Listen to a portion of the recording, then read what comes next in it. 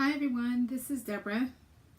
I'm here to talk to you about flourishing after abuse. It's completely possible for you to flourish even after you've been mentally, emotionally, and perhaps physically abused. I'm going to focus on 10 key steps that will help you on your journey to healing yourself and living out your best you. One of the first things to do is to go no contact, if that's possible, with your abuser. No contact allows you space to heal yourself, put yourself in an environment, and not to be exposed anymore to that abuse. No contact means no emails, no social media interactions, blocking them on phone, anywhere, you were able to or they're able to reach out to you. That's the first step, and that's a very critical step. And it's a very hard thing if it's someone that you love. But going no contact is a very important part of healing. Number two, remove yourself from those surroundings. Because you may go no contact, but you may still have miscellaneous people or friends or family or environments that you and that other individual may frequent, that it's a possibility for you to run into them. Make sure that you remove these. It's a sacrifice, especially if you have a lot of mutual friends and a lot of places that that both you guys loved and you frequent. Avoid those places, because what you're trying to do is go no contact, and those environments can be detrimental to you healing and flourishing in the future. The third one is seek out help.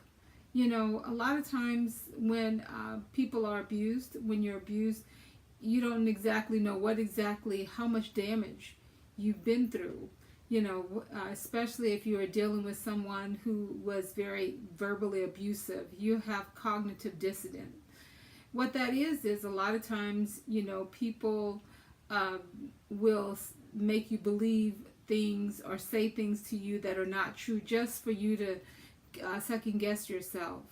And so if you're exposed to that over and over again, like somebody's ghosting you, just lying all the time, that messes with your cognitive psyche, because especially if you love them or care about them or really want to believe them, you're trying to reconcile that, and you can't reconcile a lie. It's just not possible. So seek out professional help, like a counselor or psychiatrist, or professionals that can help you through navigate your emotional needs and being able to decipher them. The fourth one is focus on yourself. Focus on healing yourself. A lot of times people, even after you're trying to go no contact and you're trying to go through your healing process, being giving is a natural part of wanting to be a good person, moving on to that next stage. But, it's really important to take time out to just give yourself. You give in the overflow, and there's nothing wrong with that. You're not being a bad kind of selfish. It's a good kind of selfish to focus on yourself, because you can't help others if you're not well taken care of for yourself.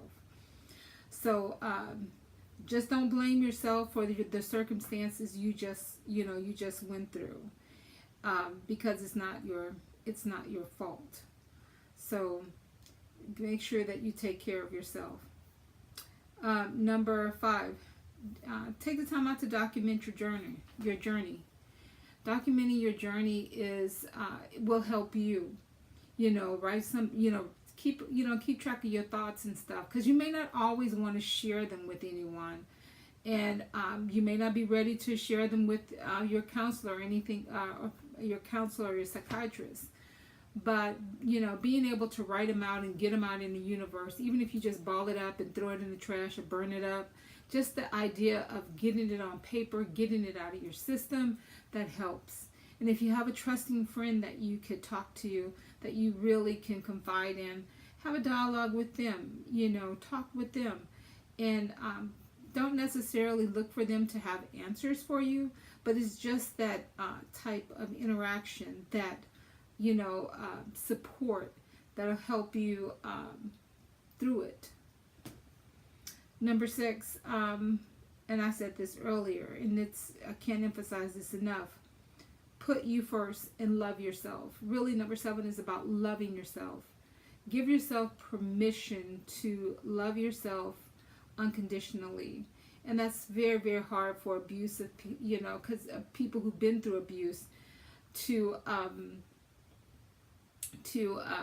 love themselves and to care for themselves and to begin to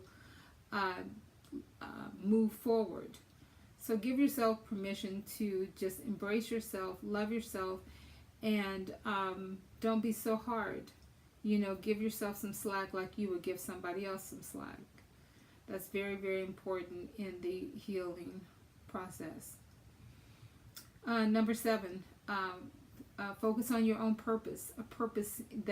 Your purpose, because an idle mind is definitely a devil's workshop, because you'll begin to start thinking about what you've been through and stuff like that. It's not like that's not going to happen, but when you have something to focus channel that energy to, it really helps. It really, really helps to be able to try to channel that energy to onto something that's positive. So, and number 8, is meditate. Meditation is an important part of becoming self-aware.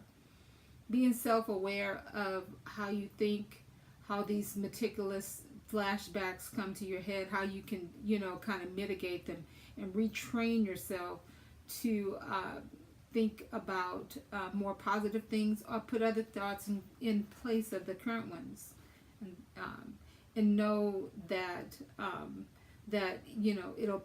those feelings are not going to always be there, and those positive those positive reinforcement that you tell yourself, it's going to be okay.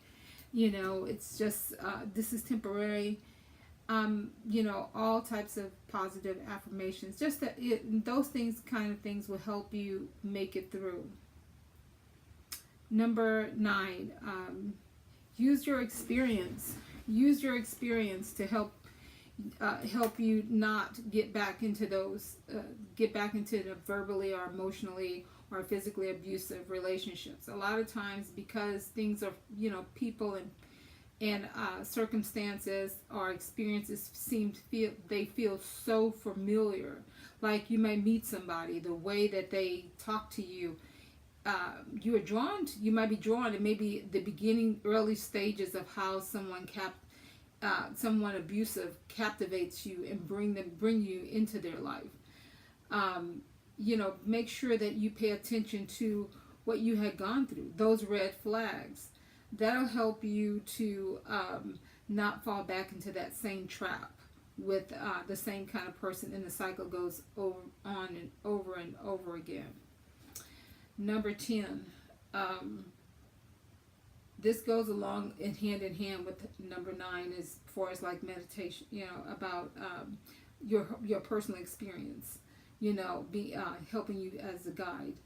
And that is be always self-aware, because a lot of times when people are who are abused mentally and emotionally for an extreme amount of time, a lot of times because you have a lot of pent-up anger or frustration, just a lot of those things, a lot of people who have been pre-exposed to abuse when they were young, they could be abusive when they are older. And so you have to be mindfully aware if you are, how you talk to people. Words last longer in a person's soul than just hitting them. And, physical abuse is definitely abuse. But, verbally abusive people also may have been groomed that way. And so be mindfully aware if you are, have a tendency to be verbally, emotionally, or physically abusive, as a response now to what you have been through. Don't let those circumstances become a response, because they can. And that's not the majority of the people at all. It's just that it can possibly happen, especially if you've been exposed over an extended period of time to that. I hope these tidbits kind of help you know that you can flourish after, even after abuse. There are so many people who have been exposed to different types of abuse.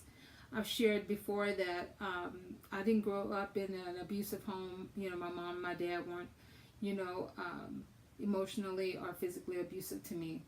But I did go to school, and I was bullied. That was an emotional abuse that I did experience. And that emotional abuse really took a toll on me. It gave me low self-esteem. It played with my psyche and stuff. And I never really lashed out, and because I realized at a young age that I didn't like that people doing that to me, so I didn't want to do that to them, hurt them in such a way. But it left scars, on me that took many, many years for me to just, unravel. But focusing and being self-aware, meditating, recognizing the red flags, that's helped me to avoid bringing certain types of people into my life. But I didn't escape that when I was in a love relationship. So I did experience that in a love relationship in the past. And it was a very devastating experience for me to go through, because it had all the elements. It had physical, emotional, and psychological abuse. All of that rolled into one.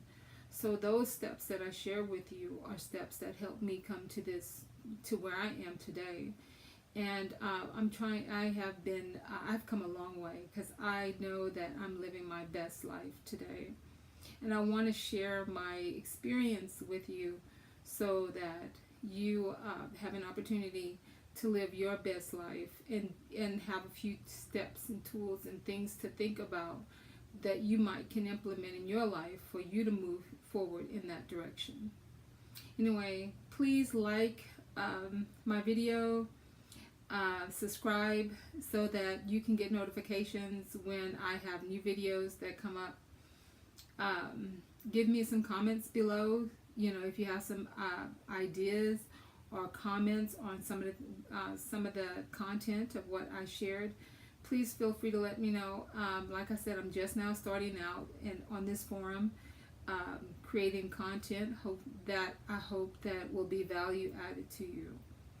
Anyway, you have a wonderful, wonderful day. Bye.